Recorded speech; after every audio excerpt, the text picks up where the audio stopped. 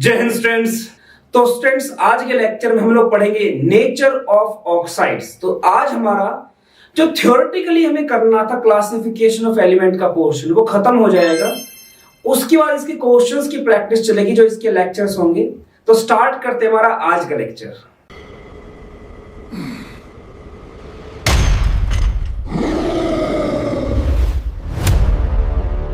तो स्टूडेंट्स आज के लेक्चर में हम लोग पढ़ेंगे नेचर ऑफ ऑक्साइड्स के बारे में। पहली बात तो ऑक्साइड्स क्या होते हैं।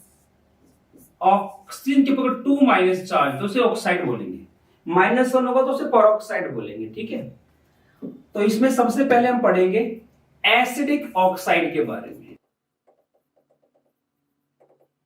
कि एसिडिक ऑक्साइड्स क्या होते हैं। तो पहले इसकी डेफिनेशन देख लेते हैं।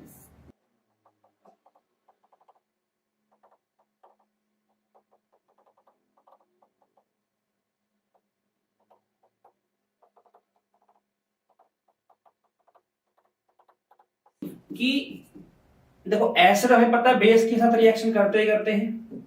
तो एसिडिक ऑक्साइड क्या होंगे, बेस के साथ रिएक्शन करेंगे। साथ में कहता है कि अगर ये पानी के साथ H2O के साथ रिएक्शन करते हैं तो ऑक्सी एसिड फॉर्म करते हैं। ऑक्सी एसिड क्या है, ऑक्सी एसिड का मतलब क्या हुआ कि ऑक्सीजन तो होगा ही होगा उसमें, साथ में इसके साथ एक H और जुड़ा होगा। मतलब ये जो H होता है इसे बोलते हैं एसिडिक प्रोटोन। यही क्या होता है आपका एसिडिक प्रोटोन। मतलब प्रोटोन मतलब क्या, H प्लस साइन। मतलब ये किस फॉर्म में रिलीज हो सकता है, H प्लस की फॉर्म में रिलीज हो सकता है। ठीक है, देखो हमारे पास नॉर्मली क्या है, दो तरह का आप एसिड देखते हैं। जो नॉन मेटल वाली बात करो उसके साथ, तो देखिए एक होता है हमारे पास ऑक्सी एसिड, एक होता है हाइड्रा एसिड।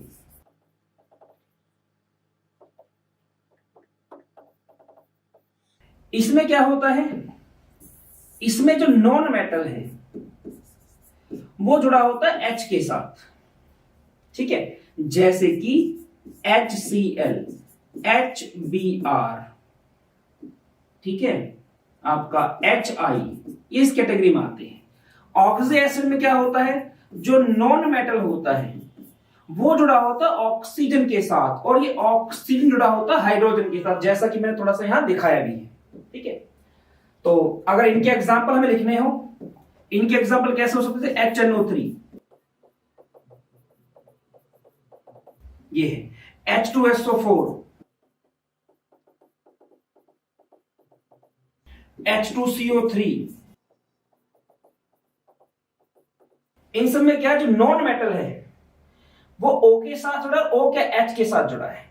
ऐसा नहीं कि हर जगह ऐसा हो, कहीं एक बार भी ऐसा तो ऑक्सी एसिड है, और इसमें क्या ऑक्सीजन वाला फैक्टर नहीं होता है। ठीक है, इसके अलावा क्या होते हैं, ये वो ऑक्साइड्स होते हैं जो वाटर के साथ रिएक्शन करते हैं। ठीक है, जब ये मत लिख देता हूं जरा एक बार। ऑक्सी जैसे मान लें मेरे पास है ये CO2 SO3, पानी के साथ इनकी रिएक्शन करवा दी H2O के साथ। अब क्या करेगा, ये बनाएगा यहां पे H2CO3, और ये क्या बनाएगा आपका H2SO4। तो वाटर के साथ इन ऑक्साइड्स ने रिएक्शन करके क्या बना दिया, ऑक्सो एसिड बना दिया। मैंने स्ट्रक्चर बनाया हुआ इनका, ऑक्सो एसिड बता दिया क्या है। तो ये कहलाते हैं, अब ये किया कि इन्होंने, ये इन्होंने किया है, तो ये दोनों क्या है आपके, ये कहलाएंगे आपके एसिडिक ऑक्साइड्स। ठीक है, और ये जब बेस के साथ रिएक्शन करेंगे तो क्या बनाएंगे, सॉल्ट प्लस वाटर बनाएंगे। ठीक, जैसे कि मान लो हमने लिखा यहां पे क्या लेके चले, H2SO4 लेके चले, चलो H2SO4 ले लो। H2SO4 है आपका, सॉरी, ठीक है, हमने इसका रिएक्शन करा दिया NaOH के साथ। ये ऑक्सी एसिड बना, इसकी रिएक्शन में क्या करती है, NaOH के साथ करती है। तो क्या बनाएगा, ये बनाएगा Na2SO4 प्लस H2O। तो ये जो ऑक्सी एसिड होता है, ये ऑक्सी एसिड, ये रिएक्शन करता है बेस के साथ और फॉर्म करता है सॉल्ट प्लस वाटर, ये चीज है। ठीक है, अब चलते हैं इससे आगे की तरफ। अच्छा, और ना ये भी ध्यान रखना, जो नॉन मेटल्स के ऑक्साइड्स होते हैं, नॉन मेटल के जो ऑक्साइड्स होते हैं, अधिकांश जो होते हैं उनमें से जो मेजॉरिटी होती है वो उसमें एसिडिक ऑक्साइड्स की ही होती है। ठीक है, और ये मत सोच जैसे मान लो कहां लिखे मैंने ये तो ऑक्सी एसिड्स लिख दिए ना मैंने। ठीक है, ये मैंने हाइड्रो एसिड लिख दिए। अगर इन एसिडिक ऑक्साइड्स की बात करूं, ठीक है, तो इनकी बात करूं तो इनके एग्जांपल क्या क्या है, जैसे कि CO2, SO2, SO3, N2O3, N2O5। ठीक है, ये सारे के सारे क्या आपका P4O10, P4O6, ये सारे क्या बनेंगे आपकी, ये बन जाएंगे आपके एसिडिक ऑक्साइड्स। तो जो नॉन मेटल के जो ऑक्साइड्स होते हैं उनमें से अधिकांश क्या फॉर्म करते हैं, एसिडिक ऑक्साइड्स होते हैं। ठीक है, अब चलते हैं उसके बेसिक ऑक्साइड्स की तरफ। बेसिक ऑक्साइड्स ये क्या होते हैं, देखिए, these are the oxides which can react with base and they form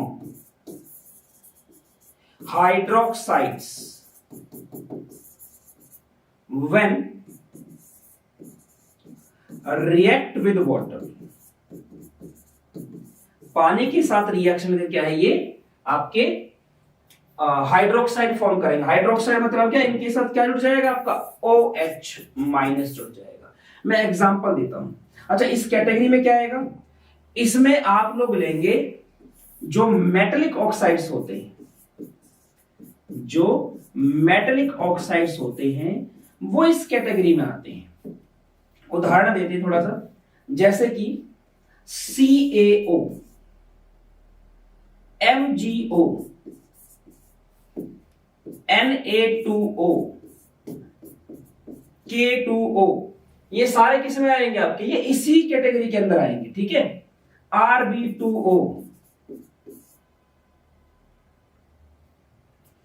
अब जैसे जो मैंने बात लिखी मैं उसकी हिसाब से करके दिखाता हूं आपको। जैसे हमने लिखा CaO प्लस डाल दिया हमने NaOH, सॉरी कह रहा हूं ये H2O, पानी के साथ अब इसकी रिएक्शन करेंगे, या हमारे पास है Na2O, वाटर के साथ रिएक्शन करेंगे, तो यहां पे क्या बन जाएगा हमारे पास CaOH का ट्वाइस, कैल्शियम हाइड्रोक्साइड। ठीक है, ये क्या बन जाएगा हमारे पास, सोडियम हाइड्रोक्साइड। तो इस तरह क्या है, ये हाइड्रोक्साइड्स फॉर्म करते हैं। ठीक, और क्योंकि ये बेसिक नेचर रखते तो ऑब्वियस सी बात है किसके साथ रिएक्शन करेंगे, एसिड के साथ रिएक्शन करेंगे, सॉल्ट फॉर्म करेंगे। एक बार इसका आप स्क्रीनशॉट ले लीजिए, फिर आगे चलते हैं। तो देखिए, जो बेसिक ऑक्साइड्स होते हैं जब एसिड के साथ रिएक्शन करेंगे तो भी क्या बनाएंगे, सॉल्ट बनाएंगे प्लस में वाटर। ठीक है, basic oxides when react with acid they form salt and water। जैसे कि हम बात करते हैं Na2O की। अब ये बेसिक है, इसको एसिड के साथ रिएक्शन करवा, जैसे मान लो आप HCl के साथ इसकी रिएक्शन करवा दो तो क्या बनाएगा, NaCl प्लस में क्या होगा, H2O रिलीज होगा। तो अगर बैलेंस भी करना चाहो इसको तो ऐसे कर सकते हो, ये बन गया आपका H2O। ठीक है, अगर आप H2SO4 के साथ, मतलब ये तो हाइड्रो एसिड हो गया, आप अगर चाहें तो जो ऑक्सी एसिड है उसके साथ रिएक्शन करवा लीजिए, तब भी क्या फॉर्म होगा आपका, सॉल्ट प्लस वाटर। अब यहां पे ना जब सॉल्ट बना तो एक बात मैं चाहूंगा कि आप यहीं पे ध्यान दें। देखिए, ये आपका क्या था, यहां पर ये एसिड है और ये बेस है। ये जो फॉर्म हुआ है ये फॉर्म हुआ है सॉल्ट। इस सॉल्ट पर अगर मैं चार्ज लगा दूं तो Na पे प्लस है और Cl पे माइनस है। तो यहां पे क्या बात ध्यान देने वाली है, आपको इस बात का ध्यान रखना है कि सॉल्ट का जो कटायन वाला हिस्सा आता है वो बेस से आता है ना, Na इससे आया है। और जो इसका अनायन वाला हिस्सा आता है वो आपका एसिड से आता है। एसिड में जो SO4 2 माइनस है ये कहां से आया है, ये एसिड से आया है। और जो कटायनिक पोर्शन है Na वाला वो कहां से आया है, वो आपका बेस से आया है। ठीक है, ठीक है। तो अच्छा एक चीज और आप ध्यान रखना, जैसे जैसे आप ऑक्सीजन की संख्या बढ़ाते जाएंगे, ठीक है, ऑक्साइड्स में, वैसे वैसे उसका नेचर एसिडिक होता चला जाएगा। जैसे मैं बात करूं MnO, Mn2O3, MnO2, Mn2O7,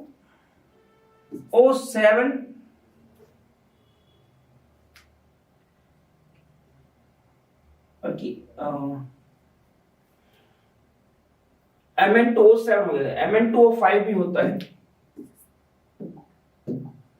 ये हो गया जैसे। ठीक है, अगर यहां पे आप देखें एक ऑक्सीजन एक मेटल, यहां पे 2 मेटल 3 ऑक्सीजन, तो 1.5 ऑक्सीजन आ गया हर एक के पास, एक से बढ़ गया। ऐसे यहां पे हर एक के पास क्या है, 2 ऑक्सीजन आ गए। यहां पे 2 के पास 5 है तो एक के पास कितना हो गया, 2.5 हो गया।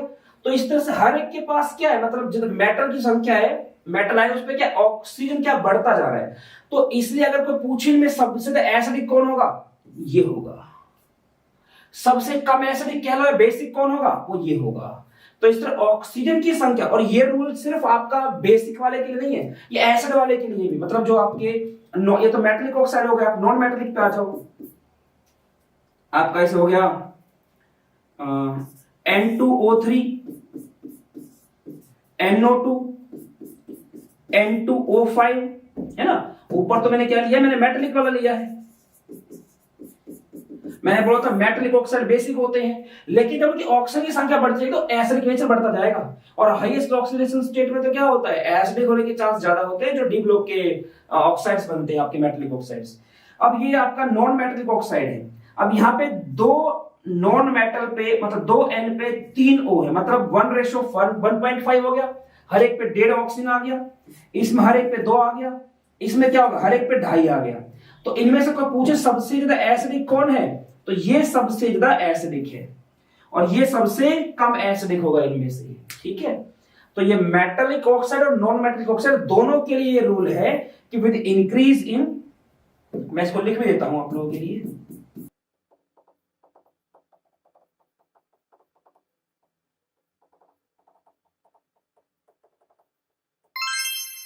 ठीक है, और ये जो रूल है ये आपका एसिडिक, मतलब मैं कहूं मेटलिक और नॉन मेटलिक, ये रूल आपका मेटलिक ऑक्साइड्स पर भी एप्लीकेबल है और ये आपका नॉन मेटलिक ऑक्साइड्स पर भी एप्लीकेबल है। ठीक है, ठीक है जी। अब बात करते हैं हम लोग थर्ड टाइप के ऑक्साइड्स की, जो कि है न्यूट्रल ऑक्साइड्स।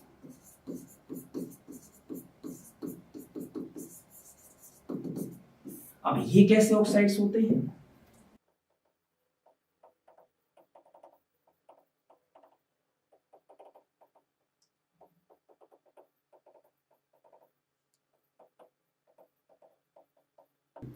ये वो ऑक्साइड्स होते हैं जो ना तो एसिड्स के साथ रिएक्शन करते हैं और ना ही बेस के साथ रिएक्शन करते हैं। और ये अच्छी बात, ये बहुत ही गिने चुने हैं, बड़ी आसानी से आप इनको याद भी रख सकते हैं। NO, N2O, CO, ये होते हैं हमारे न्यूट्रल ऑक्साइड्स।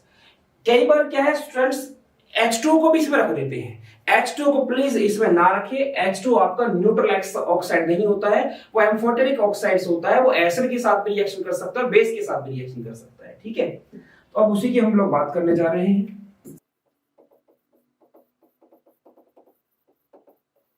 ये क्या होते हैं?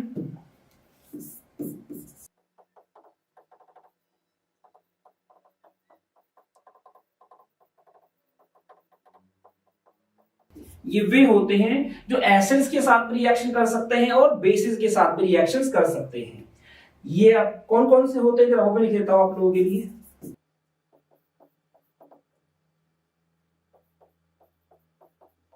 ये वो एलिमेंट्स हैं जिनकी ऑक्साइड्स एम्फोटेरिक नेचर रखते हैं। BeO, Al2O3, PbO, PbO2, ZnO, SnO, SnO2,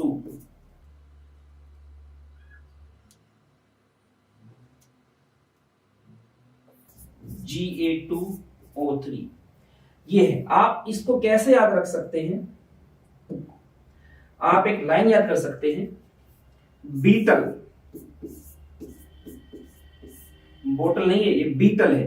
beetle अगर आप थोड़ा सा म्यूजिक में इंटरेस्ट रखते हो तो बहुत ही फेमस म्यूजिक बैंड था। इतना फेमस कोई दूसरा म्यूजिक बैंड नहीं हो पाया और इनको इनके म्यूजिक के जो इंस्पिरेशन मिली थी वो इंडिया में आने के बाद ही मिली थी।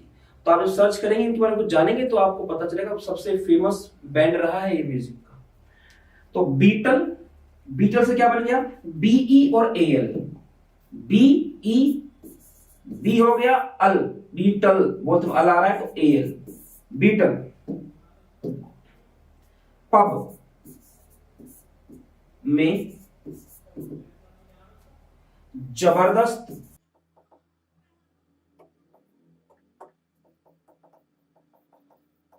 सॉन्ग गाएंगे तो BeAl पब से बन जाएगा पीबी, जबरदस्त जब जडन बन जाएगा, सॉन्ग हो जाएगा SN, गाएंगे हो जाएगा G।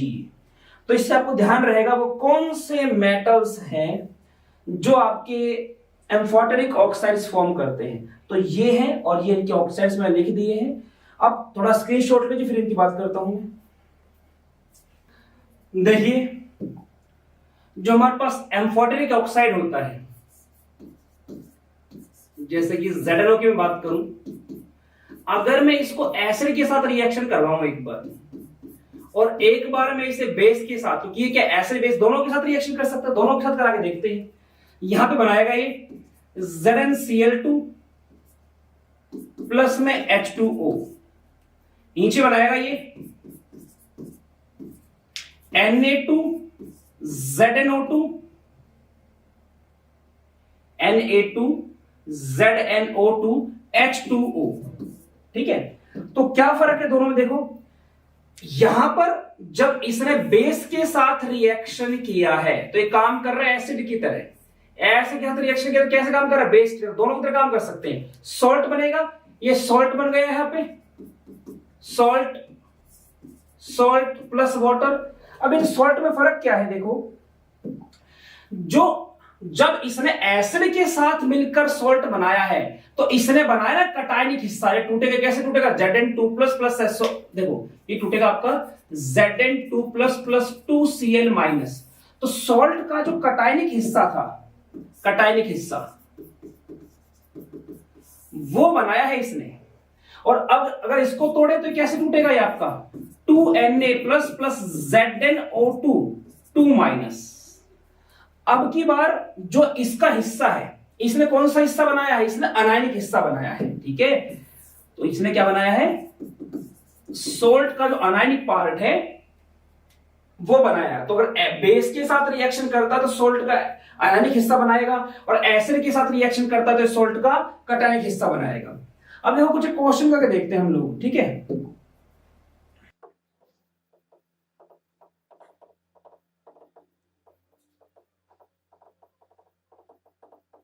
सबसे कम एसिडिक से ज्यादा एसिडिक की तरफ हम लोग जाएंगे। कुछ क्वेश्चन लिख लेते हैं यहां पे, जैसे मैंगनीज से स्टार्ट कर लेते हैं इसको। हमारे पास है MnO, Mn2O3, MnO2, MnO3 Mn2O7, ठीक है। दूसरा हमारे पास है N2O3 NO2 N2O5। तीसरा Li2O CO2 Na2O CuO NO2 N2O5, ठीक है। एक ये ले लेते हैं हम लोग। अब इसमें हमें क्या करना है, इनको इंक्रीजिंग ऑर्डर में लगाना है। तो देखो, जितने ज्यादा ऑक्सीजन पर एटम आए, सेम एटम की बात कर रहा हूं, जब सेम सेंट्रल एटम हो, सेम सेंट्रल एटम हो, सेम एलिमेंट के ऑक्साइड्स की बात हो, तो पर एटम जितने ज्यादा ऑक्साइड्स आएंगे उतना ज्यादा क्या होगा, एसिडिक नेचर बढ़ता जाएगा। तो यहां पे 1:1 है, यहां पे 2:3 है, यानी कि 1 क्या आ गया, 1.5 है ना, 1:1.5 आ गया। यहां पे क्या आ गया, 1:2 आ गया, है ना, मेटल का और आपका ऑक्सीजन का रेशो। यहां 1:3 आ गया, यहां 2:7 यानी कि 1:3.5 आ गया। तो यहां से साफ है, जैसे जैसे मैं लेफ्ट से राइट की तरफ जा रहा हूं, नंबर ऑफ ऑक्सीजन पर एटम क्या बढ़ता जा रहा है। तो ये सबसे ज्यादा एसिडिक है, ये उससे कम, ये उससे कम, ये उससे कम, ये सबसे कम। इधर इसकी बात करें अगर अगले वाले में, तो 2:3 यानी कि 1:1.5 है ना। 2 पे 3 ऑक्सीजन देने, तो एक पे कितना आएगा, 1.5 आएगा। यहां पे 1:2 आ गया, यहां पे 2:5 का मतलब क्या है, 1:2.5। भाई 5 को 2 से डिवाइड कर दो, 2.5 आ गया ना। तो यहां पे क्या हो रहा है, देखो इसके पास पर एटम ऑक्सीजन की संख्या ज्यादा है, तो इस सबसे ज्यादा एसिडिक, ये उससे कम, ये उससे कम। अगले वाले में बात करें, देखो इसे कैसे समझ रहा है एक चीज को। अभी तक जो हमने पढ़ा उससे कंक्लूजन क्या निकला है, कंक्लूजन ये निकला है कि जितना मेटेलिक कैरेक्टर बढ़ेगा ऑक्साइड का, जितना मेटेलिक कैरेक्टर इंक्रीज करेगा, उतना वो बेसिक होता जाएगा, बेसिक ऑक्साइड होगा वो उतना ही। और बेसिक कैरेक्टर कैसे बढ़ता है, मेटेलिक कैरेक्टर कैसे बढ़ता है, मेटेलिक कैरेक्टर बढ़ता है आपका, अगर पीरियड में आप जा रहे हैं टॉप टू बॉटम की तरफ, तो ये इंक्रीज होता जाएगा। अगर आप ग्रुप में, सॉरी मैं ऊपर गलती से मैं पीरियड लिख गया, ऊपर ग्रुप है, टॉप टू बॉटम की बात हो रही है, तो ग्रुप में अगर आप टॉप टू बॉटम जा रहे हैं तो इंक्रीज होता जाएगा। और पीरियड में आप अगर लेफ्ट हैंड साइड से राइट हैंड साइड की तरफ जाएंगे तो ये डिक्रीज होता जाएगा, ठीक है। और अगर मैं बात करूं नॉन मेटेलिक कैरेक्टर की, तो जितना नॉन मेटेलिक कैरेक्टर बढ़ेगा उतना एसिडिक कैरेक्टर बढ़ेगा, उतना क्या है, ऑक्साइड का एसिडिक होने का चांस बढ़ता जाएगा। और नॉन मेटेलिक कैरेक्टर क्या होगा, ठीक ऊपर वाले से उल्टा बढ़ेगा। मतलब ग्रुप में अगर आप टॉप टू बॉटम जा रहे हो तो डिक्रीज करेगा आपका नॉन मेटेलिक कैरेक्टर, और पीरियड में अगर आप लेफ्ट हैंड साइड से राइट हैंड साइड की तरफ जा रहे हो तो इंक्रीज करेगा।